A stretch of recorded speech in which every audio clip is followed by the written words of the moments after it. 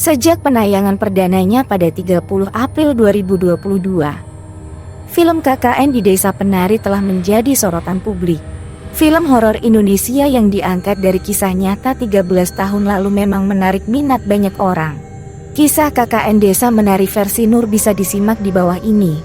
Seperti diketahui, kisah KKN di Desa Penari pertama kali viral di Twitter sebelum diangkat ke layar lebar. Pada tahun 2019, seorang pengguna Twitter dengan nama @simplem8137853 berbagi cerita. Menurutnya, cerita tersebut didasarkan pada kejadian nyata yang terjadi di sebuah dusun di Jawa pada tahun 2009. 6 mahasiswa peserta kuliah kerja nyata KKN di daerah yang jauh menyaksikan kisah ajaib tersebut.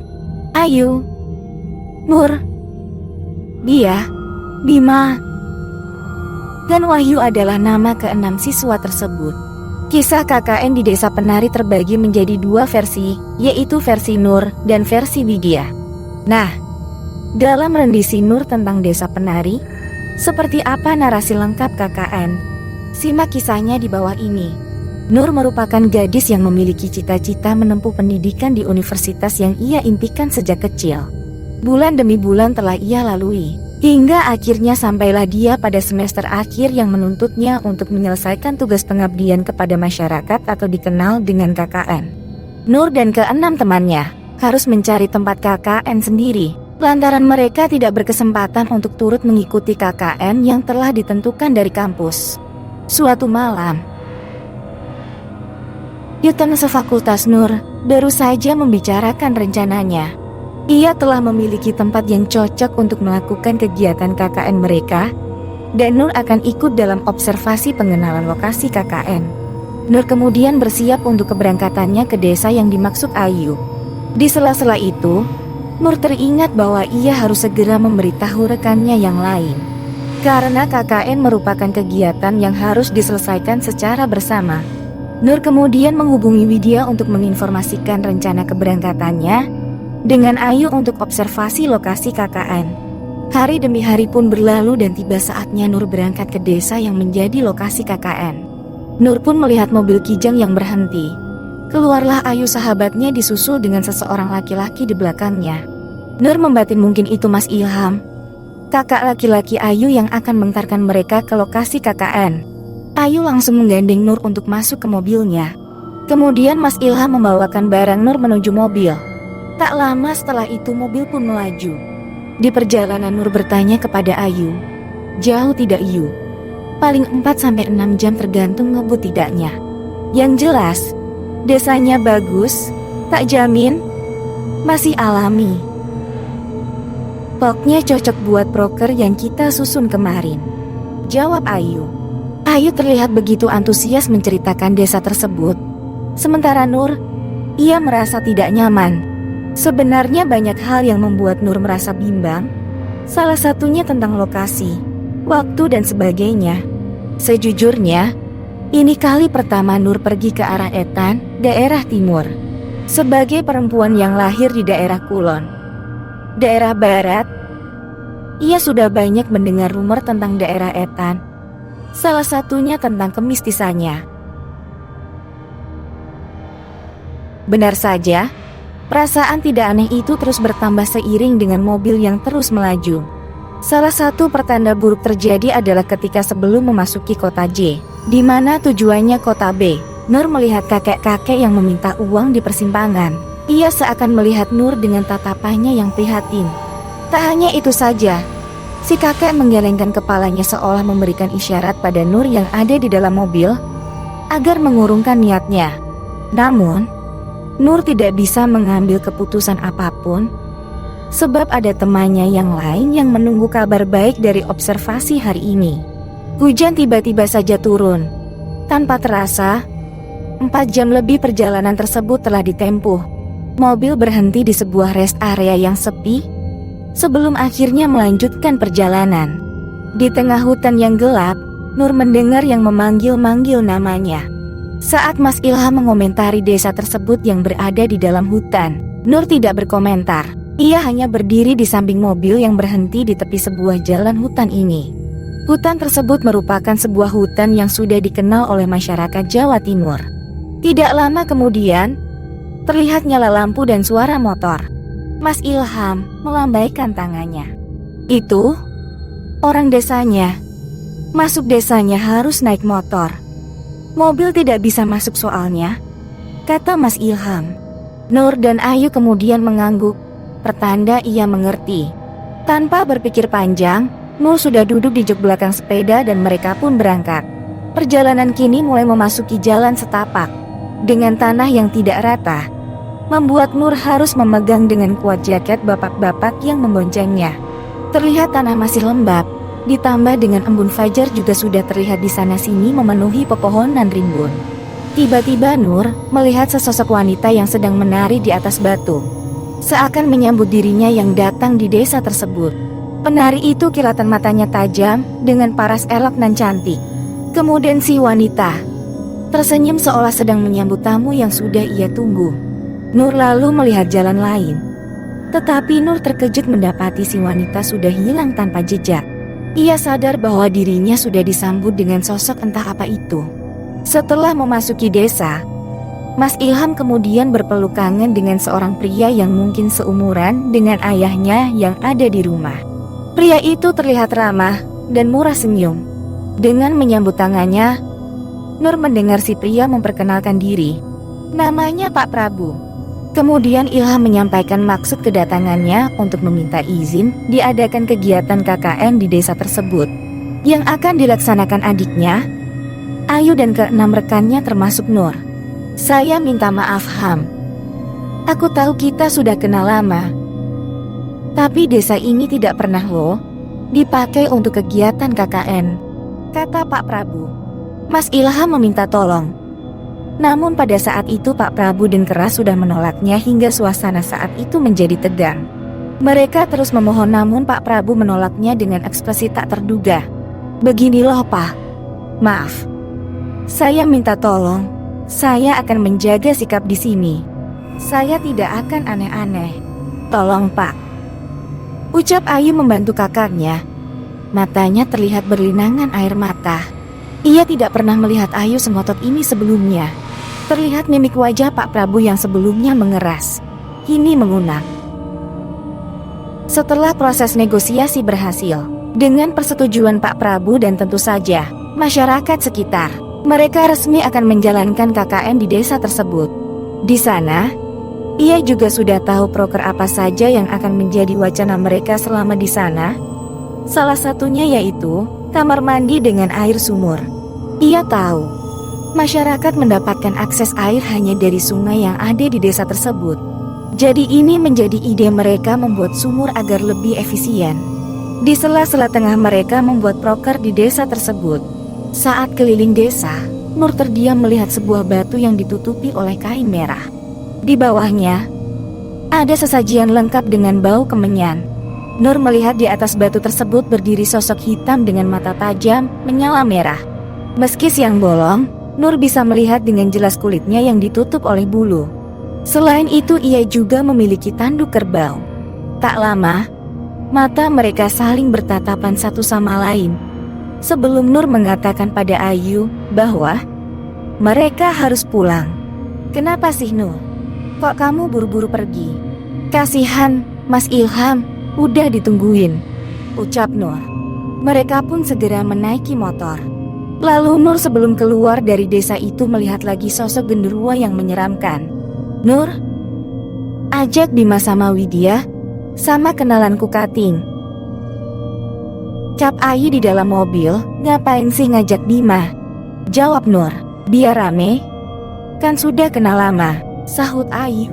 Kenapa bukan kamu saja yang ngajak? Timpal Nur, kan kalian pernah satu pondok, jadi sudah kenal lebih lama. Pokoknya ajak anak itu ya. Akhirnya Nur mengalah dan mengiyakan permintaan Ayu. Aku telepon Widya, biar cepat dibuatkan proposalnya sebelum pihak kampus merilis daftar KKN-nya. Bahaya jika pihak kampus sudah merilisnya. Lagian kita sudah dapat tempatnya. Perlahan, mobil mereka pun meninggalkan jalanan hutan itu. Nur dan Ayu kembali ke kotanya, mempersiapkan semua sebelum mereka nanti kembali lagi pada siang hari. Nur melihat Widya dan Ayu di hari pembekalan sebelum keberangkatan KKN mereka. Setelah menunggu cukup lama, akhirnya dua orang yang turut bergabung dalam kelompok KKN mereka pun muncul. Namanya adalah Wahyu dan Anton. Mereka kembali membicarakan semua proker dan menentukan jadwal keberangkatannya. Semua anak sudah setuju, termasuk Widya, yang hampir seharian terus menceritakan bahwa ibunya memiliki firasat yang buruk pada tempat KKN mereka itu. Nur hanya diam dan mendengar, karena di dalam dirinya ia juga merasakan hal yang sama.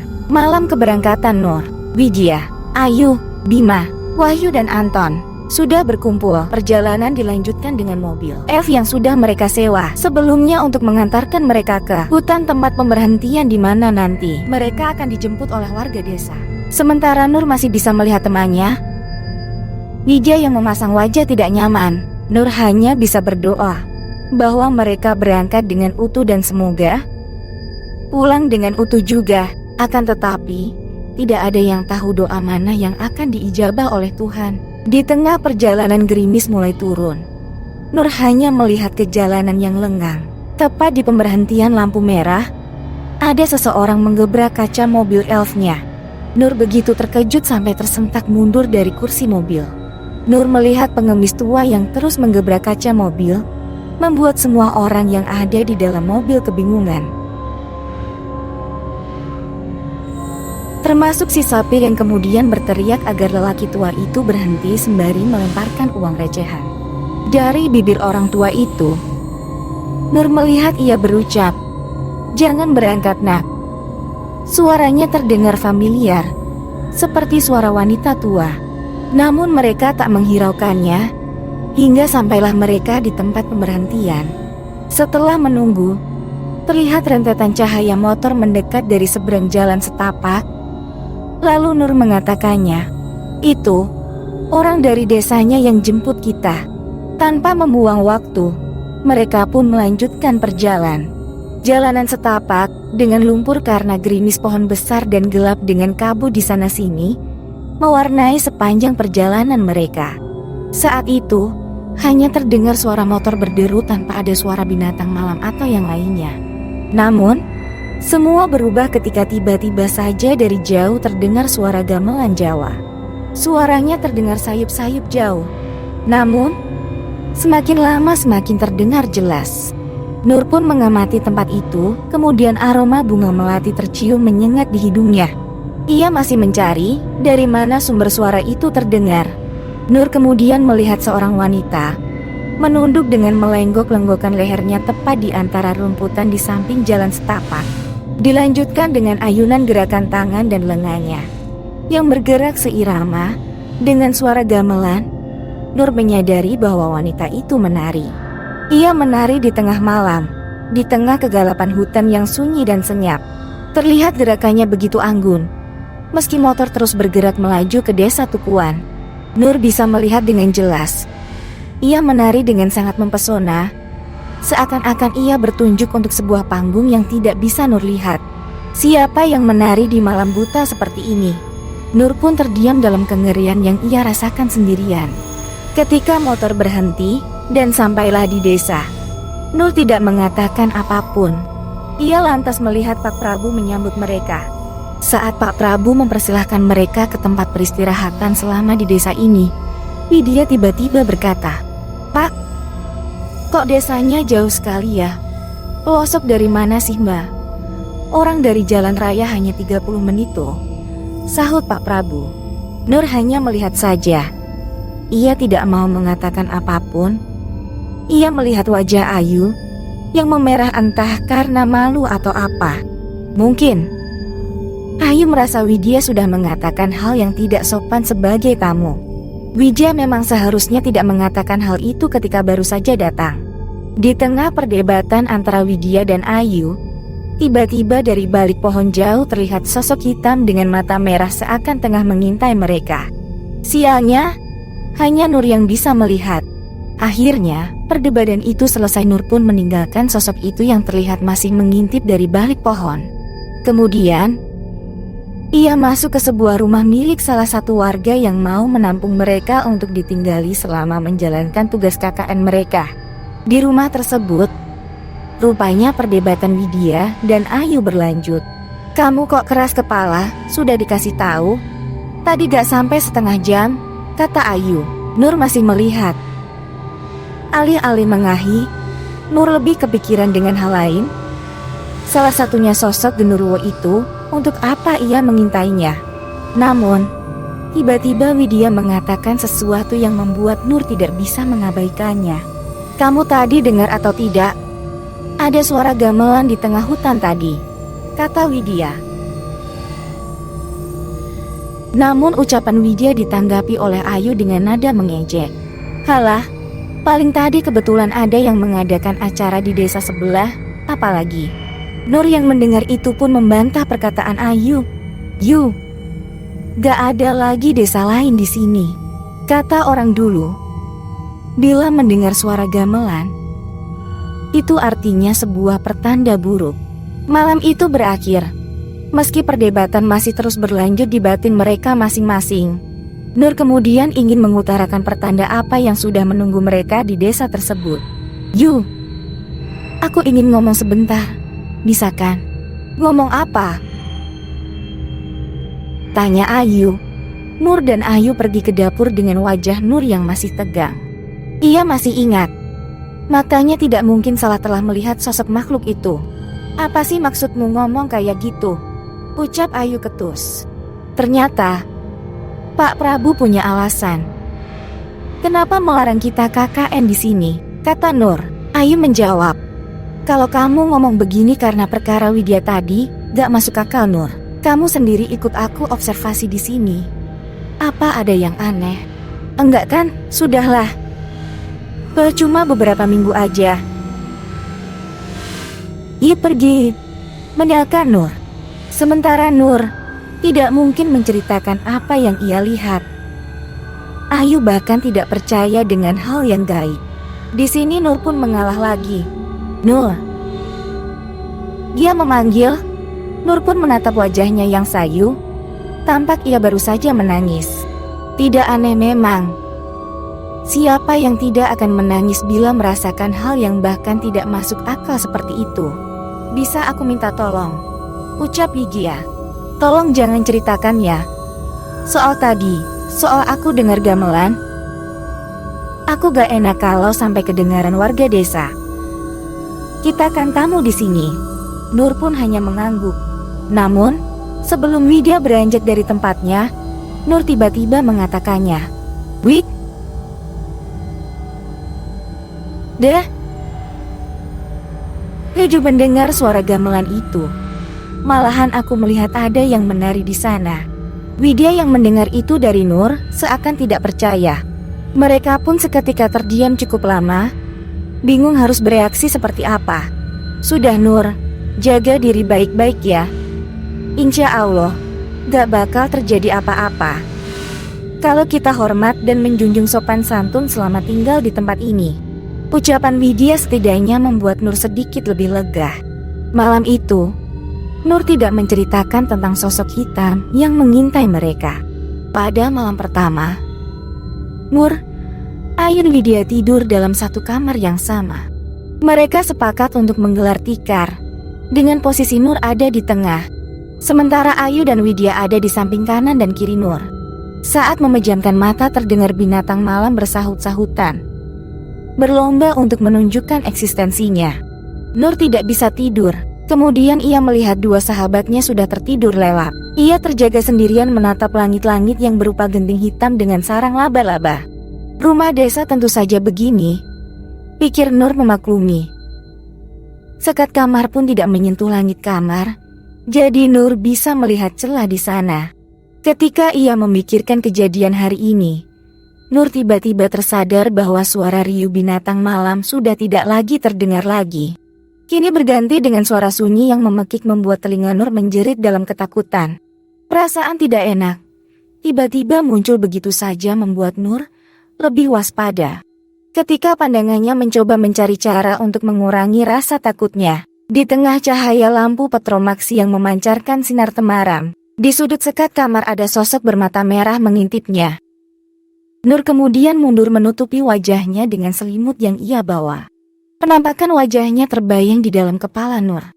Dengan mengingatnya, benar-benar membuat debar jantung di dadanya berdegup kencang.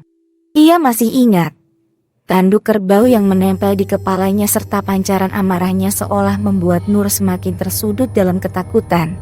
Dengan spontan, Nur pun mulai membaca ayat kursi. Namun, di setiap ia menyelesaikan satu panjatan doa, diikuti oleh suara papan kayu yang digebrak keras dengan serampangan, Nur mulai menangis. Ia tahu makhluk itu masih di sana. Seakan tidak terima dengan apa yang ia lakukan, meminta bantuan kepada Tuhan. Tepat ketika isi hati Nur menjerit, perlahan suara itu pun menghilang berganti dengan keheningan. Nur terbangun ketika subuh memanggil. Ia masih belum mengerti dengan kejadian semalam.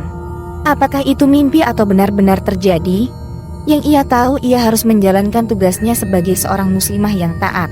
Ia kemudian mengerjakan sholat subuh.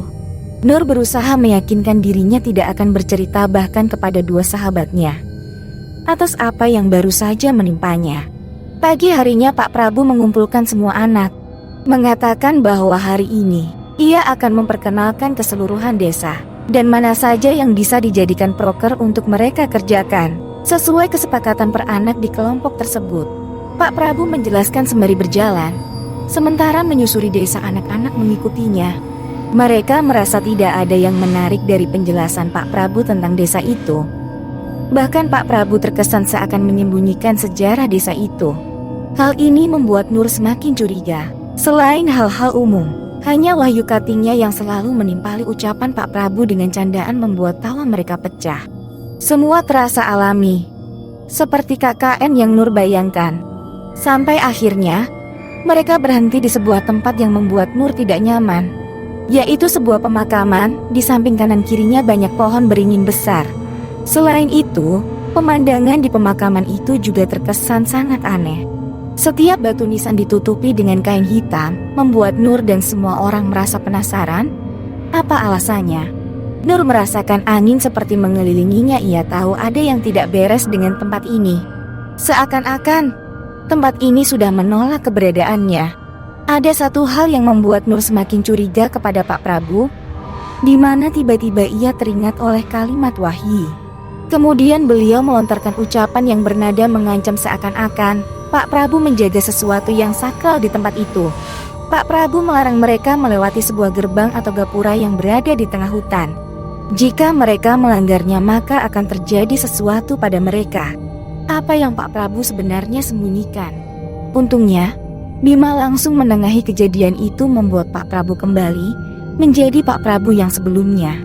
Namun, Nur seakan tahu ia tidak sanggup lagi mengikuti kegiatan keliling desa ini. Kemudian ia izin pamit untuk kembali ke penginapan dan Pak Prabu mengizinkannya. Bima menawarkan diri untuk mengantar Nur. Sementara semua anak melanjutkan perjalanan mereka bersama Pak Prabu. Nur dan Bima berjalan kembali ke area rumah tempat mereka menginap. Ada apa, Nur? Hantu lagi? Dari semua anak, memang tidak ada yang lebih mengenal Nur daripada si Bima temannya saat mondok dulu. Nur hanya menjawab seadanya. Mungkin kesehatannya telah menurun. Namun Bima tahu Nur berbohong. Di pemakaman tadi, rame ya? Ucap Bima. Tidak digubris sama sekali oleh Nur, membuat Bima akhirnya menyerah. Di tengah perjalanan pulang, tiba-tiba Bima menanyakan sesuatu yang membuat Nur curiga pada Bima. Nur, aku mau tanya, Widya itu sudah punya pacar apa belum sih? Gimana? Tanya Nur lagi. Widya itu loh, sudah punya pacar apa belum? Tanyakan sendiri saja. Nur tahu Bima suka kepada Widya. Nur yang menghabiskan siangnya di dalam kamar terbangun ketika Ayu memanggilnya. Semua anak sudah berkumpul dan Ayu menunjukkan proposal proker mana saja yang sudah disetujui Pak Prabu. Ayu membagi menjadi 3 kelompok. Di antaranya dibagi menjadi Widya dengan Wahyu, Nur dengan Anton, sementara Bima dengan Ayu. Semua anak sepakat, tidak ada yang memberi komentar banyak, mengingat Ayu yang paling berjasa sehingga bisa mendapatkan tempat KKN tanpa campur tangan pihak kampus. Lusa adalah awal dari pelaksanaan proker mereka. Sore telah tiba. Ketika Nur baru saja selesai merapikan barangnya untuk persiapan proker kelompok, Widya masuk ke kamar. "Nur, ayo mandi," ajak Widya. "Di mana?" tanya Nur. "Di bilik sebelahnya sungai."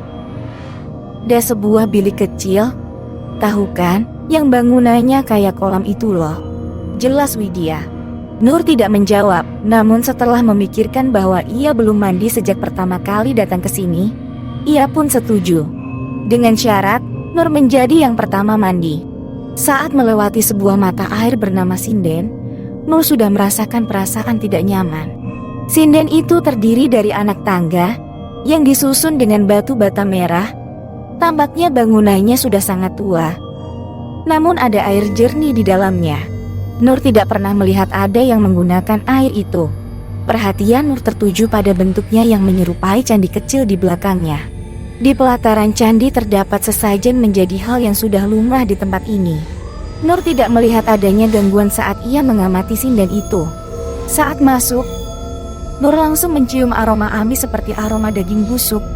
Namun Nur mencoba memahami, mengingat biliknya sendiri tidak terlihat seperti kamar mandi yang bersih. Lantainya dari tanah, dan kiri kanannya dipenuhi lumut, jadi Nur mencoba memakluminya.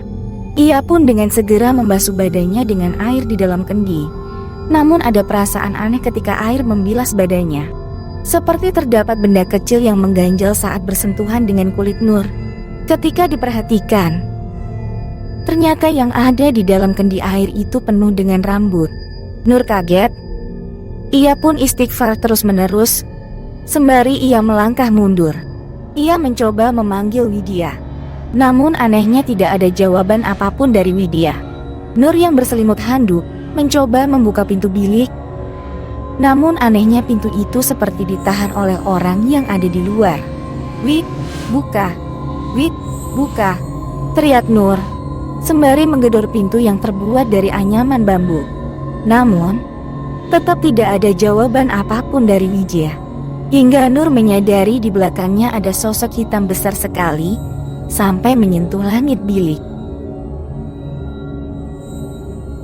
Nur pun memejamkan mata rapat-rapat dan pertama ia lakukan adalah istighfar.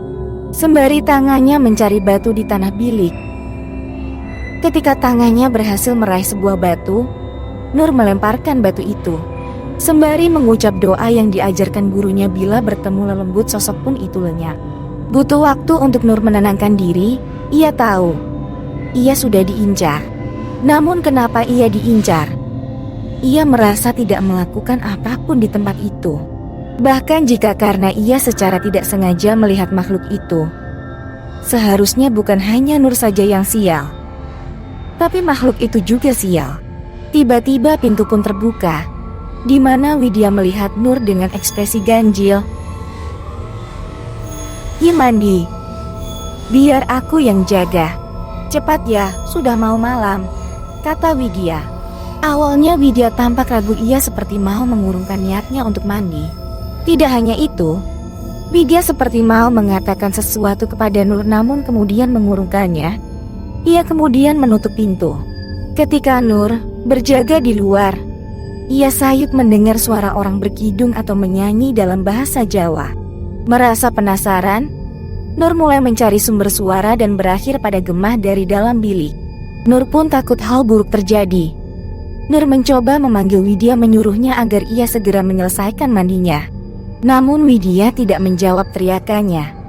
Suara kidung itu terdengar semakin jelas. Dari samping bilik, Nur menemukan semak belukar. Ia mencoba melempar batu dari sana. Namun, ia kaget saat tahu di belakang bilik ada sesaji lengkap dengan bau kemenyan yang dibakar. Nur mencoba mengabaikannya dan tetap berusaha memanggil sahabatnya. Sampai ia menemukan sebuah celah untuk melihat ke dalam. Nur melihatnya, namun yang ia lihat bukan Widya, melainkan sosok wanita cantik yang diketahui ia adalah penari yang pertama ia lihat saat masuk desa tersebut. Dari situ, keanehan pun terus terjadi. Nur mulai merasakan teror yang menyerangnya. Disusul dengan teman-temannya, ditambah dengan Bima dan Ayu yang melanggar peraturan dari Pak Prabu. Mereka melewati gerbang di tengah hutan yang dilarang. Kemudian diketahui Nur memiliki kodam atau makhluk halus yang menjaganya sejak kecil. Dia tahu ada yang melanggar peraturan. Kemudian telah diketahui bahwa Bima dan Ayu pelakuknya. Bima kemudian harus membuat perjanjian dengan Badara Wuhi untuk membantunya memikat Widya. Syaratnya, Bima harus mengawini Badara Wuhi tersebut. Bima harus mengawini Badara Wuhi. Anaknya itu berwujud ular. Sekali melahirkan, bisa lahir ribuan ekor ular. Kata Mbah Buyut pada Widya. Salah temanmu sendiri. Jadi sekarang mereka harus tanggung jawab, sambungnya. Sebelum Bima menghembuskan nafas terakhirnya, Widya dan Nur meminta kepada Mbah Buyut untuk membiarkan Bima dan Ayu berada di desa penari agar mereka berdua bisa diselamatkan dari Badara Wuhi itu. Namun, pihak dari keluarga Bima dan Ayu tidak ingin mereka berdua berada di desa penari tersebut dan tetap membawa mereka pulang ke rumahnya masing-masing untuk meminta bantuan dari pihak medis. Hingga pada akhirnya Bima menghembuskan nafasnya setelah 3 hari pulang dari desa tersebut. Disusul Ayu yang meninggal 3 bulan kemudian. Diceritakan sukma mereka masih tertinggal di sana. Arwah Ayu pun dikisahkan masih harus terus menari untuk menebus kesalahannya. Demikian tadi ulasan mengenai cerita lengkap KKN di Desa Penari versi Nur.